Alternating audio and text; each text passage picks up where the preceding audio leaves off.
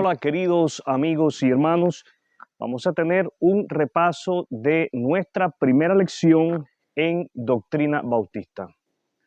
Para ello vamos a la palabra de Dios en el Evangelio de Mateo, en el capítulo 16. Voy a leer para ustedes de los versículos 13 hasta el 18. Leo de la palabra de Dios. Cuando Jesús llegó a la región de Cesarea de Filipo, les preguntó a sus discípulos: ¿quién dice la gente que es el Hijo del Hombre? Bueno, contestaron, algunos dicen Juan el Bautista, otros dicen Elías y otros dicen Jeremías o algún otro profeta. Entonces les preguntó: ¿y ustedes quién dicen que soy? Simón Pedro contestó: tú eres el Mesías, el Hijo del Dios viviente. Jesús respondió: bendito eres, Simón, hijo de Juan, porque mi Padre que está en el cielo te lo ha revelado. No lo aprendiste de ningún ser humano. Ahora te digo que tú eres Pedro, que significa roca.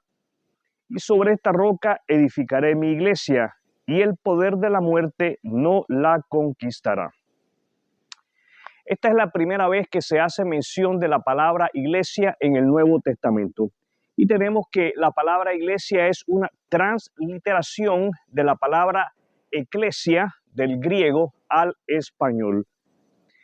Traducido, lo que esta palabra significa básicamente es congregación o asamblea. Es entonces que podemos deducir, mis queridos amigos y hermanos, que el concepto de iglesia nace en el mismo corazón de Cristo. El concepto de iglesia nace en el corazón de Dios. Por consiguiente, podemos entender que lo que Jesús está diciendo es que Él va a formar su congregación, Él va a formar su asamblea. No congregarnos, mis queridos amigos y hermanos, es decirle básicamente a Jesús que su idea de iglesia no es una buena idea para los creyentes. Dos tipos de iglesia existieron en el Nuevo Testamento. Vamos a Efesios capítulo 4 y haremos lectura de los versículos del 1 al 4. Leo de la palabra de Dios. Por lo tanto, yo, prisionero por servir al Señor, les suplico que lleven una vida digna del llamado que han recibido de Dios, porque en verdad han sido llamados. Sean siempre humildes y amables, sean pacientes unos con otros y tolérense las faltas por amor. Hagan todo lo posible por mantenerse unidos en el Espíritu y enlazados mediante la paz. Pues hay un solo cuerpo y un solo espíritu, tal como ustedes fueron llamados a una misma esperanza gloriosa para el futuro. El Nuevo Testamento nos presenta con toda claridad que en la temprana etapa de la iglesia cristiana solamente existía una sola iglesia. Cuando usted y yo leemos aquí en el versículo 4, un solo cuerpo, prácticamente quiere decir que solamente existía una clase de cuerpo, una clase de iglesia. ¿Cómo se constituye una iglesia cristiana? Para dar respuesta a esta pregunta, vamos a regresar al pasaje en Mateo, capítulo 16, versículos del 13 hasta el 18, donde Jesús cuestiona a sus discípulos en relación a quién ellos piensan que es Jesús. La respuesta de Pedro, Simón Pedro, es muy acertada y Jesús le deja saber que quien le ha revelado a él quién es Jesús es Dios mismo. Y el Señor Jesús afirma de que sobre esa declaración hecha por el apóstol Pedro, Él va a formar su iglesia, su asamblea, su reunión de creyentes. Es sobre esta verdad, mis queridos amigos y hermanos, que se constituye la iglesia. Entonces tenemos que la iglesia está constituida por un grupo de hombres y mujeres que reconocen a Jesucristo como la cabeza de la iglesia.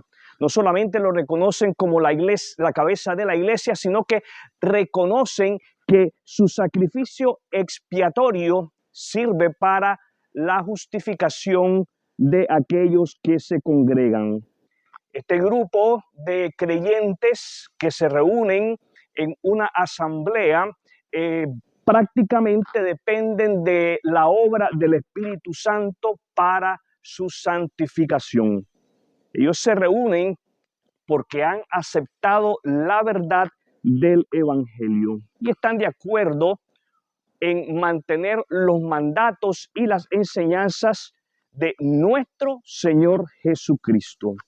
El propósito por el cual esta asamblea, la iglesia, se reúne, y por favor tenga esto muy en claro, es para adorar y para cooperar con el avance del reino de nuestro Señor Jesucristo. Entonces, ¿qué hacemos con todo lo dicho? ¿Qué hacemos con todo lo aprendido? Es importante que usted y yo nos familiaricemos con el concepto o con la definición de lo que es iglesia, para que de esa manera usted y yo la usemos correctamente. La iglesia, mi querido amigo y hermano, es concepto de Jesucristo, nace y fluye del corazón de Dios. Esa es la razón por la cual el creyente se congrega. Es un mandato de Dios.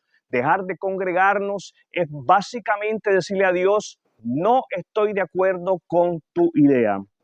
Lo segundo, es importante que usted y yo identifiquemos cuando una iglesia, cuando un grupo de personas que se están reuniendo verdaderamente forman parte del cuerpo de Cristo. Y por último, es importante que tengamos presentes cuáles son las cosas que hacen a una iglesia de nuestro Señor Jesucristo. Bueno, aquí los dejo. El Señor les bendiga y les guarde.